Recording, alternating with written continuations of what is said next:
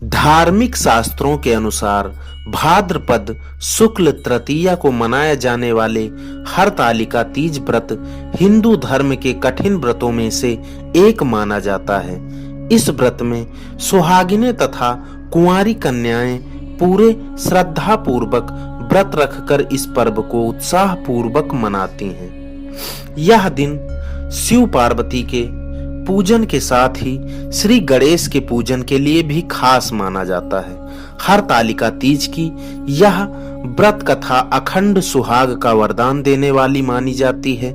इस वर्ष यह व्रत सोमवार 18 सितंबर 2023 को किया जा रहा है। इस दिन सुहागिनें निर्जला व्रत रखकर पति की लंबी उम्र की कामना रखती हैं।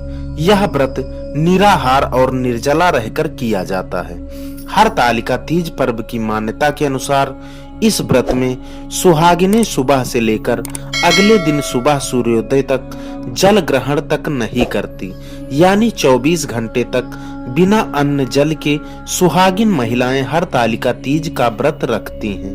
यह पर्व मध्य प्रदेश, उत्तर प्रदेश, बिहार के साथ ही कई राज्यों में श्रद्धा पूर्वक मनाया जाता है।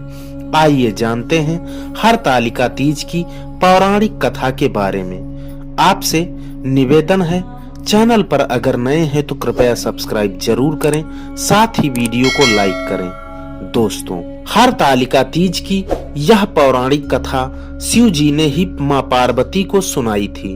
इसी कथा में मां पार्वती को उनका पिछला जन्म याद दिलाया था।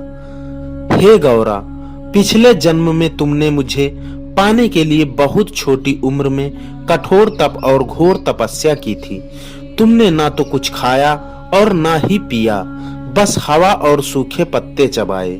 जला देने वाली गर्मी हो या कपा देने वाली ठंड, तुम नहीं हटी, डटी रही। बारिश में भी तुमने जल नहीं पिया।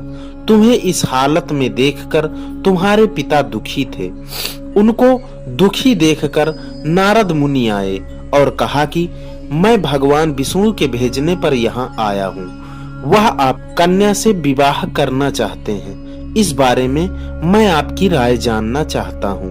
नारद जी की बात सुनकर आपके पिता बोले, अगर भगवान विष्णु यह चाहते हैं तो उन्हें कोई आपत्ति नहीं, परंतु जब तुम्हें इस विवाह के बारे में पता चला तो तुम दुखी हो गई। तुम्हारी एक सहेली ने तुम्हारे दुख का कारण पूछा तो तुमने कहा कि मैंने सच्चे मन से भगवान शिव का वरण किया है, किंतु मेरे पिता ने मेरा विवाह विष्णु जी के साथ तय कर दिया है। मैं विचित्र धर्म संकट में हूँ। अब मेरे पास प्राण त्याग देने के अलावा कोई और उपाय नहीं बचा। तुम्हारी सखी बहुत ही समझदार थी। उसने कहा, प्राण छोड़ने का यहाँ कारण ही क्या है? संकट के समय धैर्य से काम लेना चाहिए।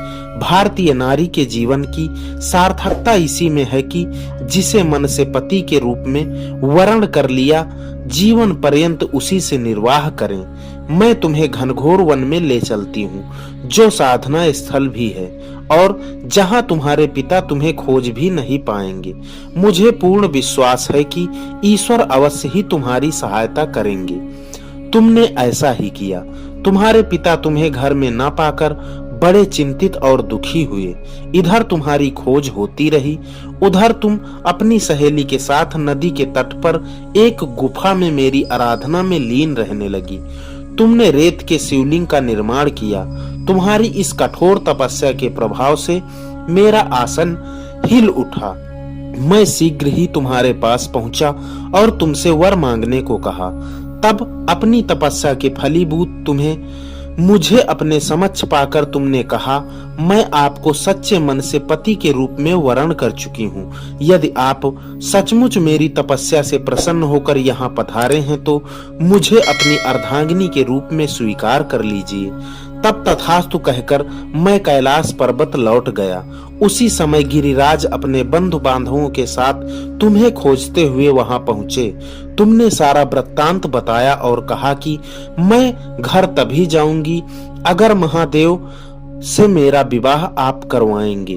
तुम्हारे पिता मान गए और उन्होंने तुम्हारा विवाह मुझसे करवा दिया।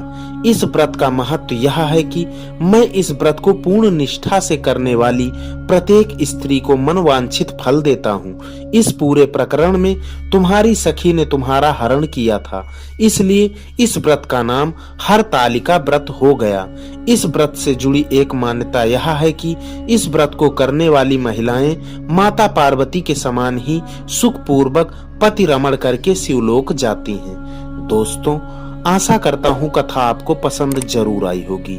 चैनल पर अगर नए हैं तो कृपया सब्सक्राइब जरूर करें, साथ ही वीडियो को लाइक करें। इसी के साथ विदा लेते हैं, मिलते हैं अगली वीडियो में।